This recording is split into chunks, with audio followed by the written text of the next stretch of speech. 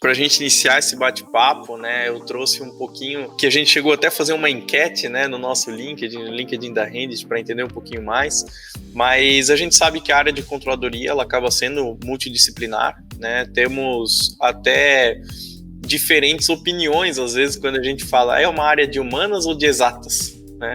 E foi exatamente com esse viés, né, que a gente buscou entender um pouco mais da visão do público e entender, né, a controladoria se encaixa mais aonde, né, em exatas ou humanas. Então, eu acho que é um desafio legal para a gente iniciar a nossa conversa, né, falar um pouquinho sobre o tema, né, como é que você vê a ótica dessa pergunta, né? A área de controladoria é uma área multidisciplinar, ela é exatas, é humanas, é ambas, né? Como é que você enxerga esse ponto? Olha, eu diria que é ambas. Pelo seguinte, a gente usa muita matemática financeira, né? Projeção de orçamento, contabilidade, finanças. Então tem uma carga de exatas grande, sim, né, teórica, mas por outro lado, também exige um conhecimento humano, né, especialmente em pessoas, elevado, né? Uma área de FP&A ou de controladoria, ela lida com gestores de todas as outras áreas da companhia. Então você também precisa entender bem de comportamento humano, de pessoas, né, de comunicação, de negociação. Então eu acredito que invariavelmente ela é exata e humana ao mesmo tempo, né? Eu diria que ela pode ser uma ciência social aplicada ou algo do gênero. Eu mesmo sou formado em contabilidade, fiz meu mestrado em contabilidade, atuo basicamente os 12 anos da minha carreira nesse setor, mas eu entendo que é uma área humana e exata ao mesmo tempo. Assim como várias outras, né? Eu acho que essas divisões têm ficado cada vez menores porque a intersecção entre as duas esferas do conhecimento se torna muito fluida nos dias de hoje, né? Talvez exata seja mais uma área muito específica que demande uma carga de matemática muito grande, como engenharia, por exemplo. Mas que também lida com pessoas, né? Então, hoje em dia você não consegue mais fugir disso. Me pergunto muitas vezes, e até gostaria um pouco da tua visão, né, se você acredita que às vezes um mesmo resultado, né, sobre a ótica de várias análises diferentes, no caso de pessoas com perfis e com análises diferentes, né, se ela pode até, no caso de uma controladoria, ajudar o gestor ou confundir o gestor na tomada de decisão, né, justamente por ter várias óticas sobre o mesmo resultado, sobre o mesmo fato, vamos dizer assim, né, então queria um pouquinho da tua visão. Perfeito, Gabriel. Eu acho que tudo é uma questão de perspectiva. E para responder aos problemas, a gente precisa ampliar as nossas perspectivas, né? Quando eu tenho uma visão de mundo limitada, por exemplo, quando eu formo uma equipe só com contadores, com o mesmo perfil, não só técnico, mas também comportamental, eu limito as minhas perspectivas e as respostas que eu posso dar aos problemas que aparecem, né? Quando eu amplio o meu campo de visão, ou seja, ainda que contadores, mas com perfis comportamentais diferentes, e agrego ainda com pessoas de formações acadêmicas e experiências de vida distintas, eu amplio o meu poder de resposta. Então eu entendo que uma palavra-chave aí para a gente usar é a diversidade, né? Eu entendo que a diversidade é muito rica. Ela amplia o poder de decisão e eu não penso que isso seja prejudicial, não. Pelo contrário, eu acho que isso agrega.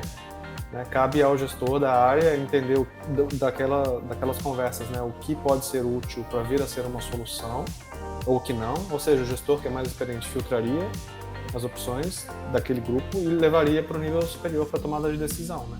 Cabe ao gestor ter esse filtro para conseguir entender, captar, né, as opções, filtrar o que é razoável e seguir adiante.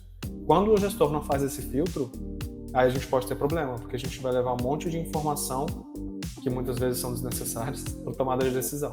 Eu acho que quando o filtro é bem feito, a diversidade agrega muito nesse campo de controladoria. Né? Você colocou um exemplo ali, falando, né, de equipes que são formadas 100% por contadores ou outras mais mistas.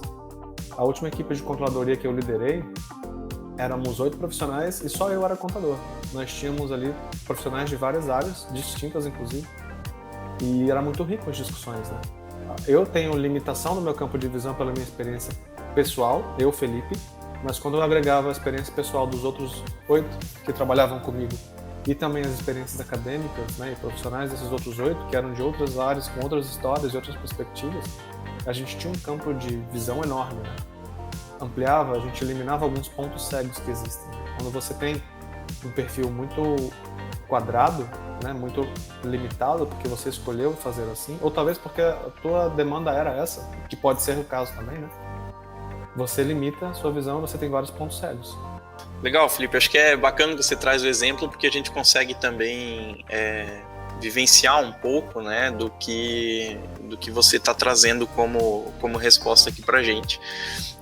Até aprofundando mais bem pouquinho, né, nesse ponto, eu acho que você trouxe um contexto que talvez até seja um contexto de muitas empresas, né, mas você, na verdade, no papel de líder, né, e um líder mais técnico, inclusive, como você comentou, inclusive sendo contador de formação, tendo essa visão, que dicas você acredita que são importantes para liderar um time mais multidisciplinar, né, um time que não seja, vamos dizer assim, o mesmo perfil do líder, né, que seja um perfil diferente mesmo? Eu acho que no fim do dia todos somos pessoas. Eu começaria por aí a minha resposta, tá? Independentemente de ser gerente, analista, estagiário ou presidente, todos que estamos numa empresa somos pessoas. E a gente interage com pessoas, né? Os nossos clientes são pessoas, os nossos fornecedores são pessoas. Então eu acho que a gente precisa começar por aí, né? Respeitando o limite de cada um, respeitando as diferenças que a gente tem entre si, né? Eu acho que o ser humano, a maior riqueza que nós temos é a nossa multiplicidade, a nossa variedade, né? A gente, aqui no Brasil especialmente, né, a gente tem uma riqueza cultural, étnica, biológica, social, religiosa, profissional enorme, né?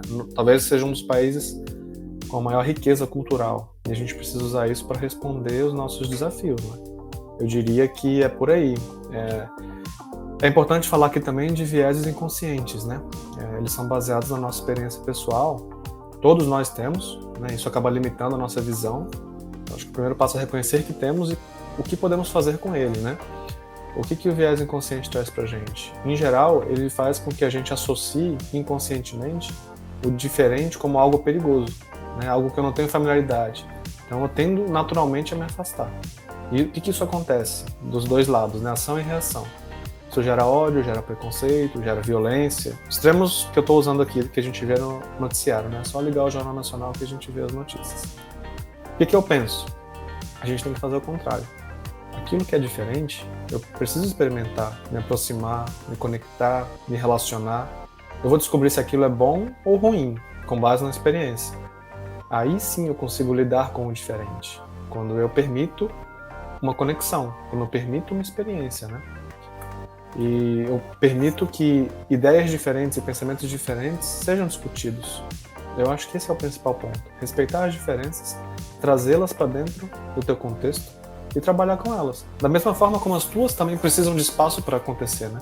Se o outro não der espaço, você não consegue colocar o seu ponto de vista. Você não consegue colocar o seu raciocínio. Eu acho que é uma via de mão dupla, né? A gente precisa trazer isso para dentro das empresas.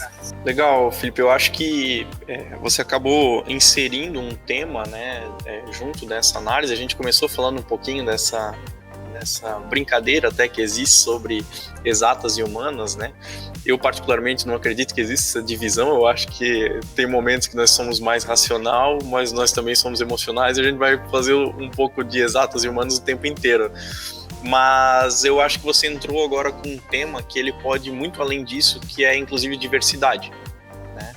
Porque às vezes a gente pode estar falando de diferentes perfis, opiniões que podem surgir desde uma característica política, geográfica, ou mesmo por religião, como você citou, ou mesmo étnica, né? Então a gente acaba tendo uma amplitude muito grande na hora de fazer a gestão de uma equipe e mesmo na hora de aceitar a vivência dessa equipe para interpretar um dado, né? Ou para analisar um fato, né? Então acho que esse ponto ele nos coloca também sempre para refletir talvez o quanto eu posso aproveitar isso no meu time para entregar mais resultados, né? O quanto eu posso, ao invés de criar esse contexto, como você comentou, de me afastar, né, de reagir às vezes a uma oposição, a algo diferente, e eu conseguir aproveitar isso, né?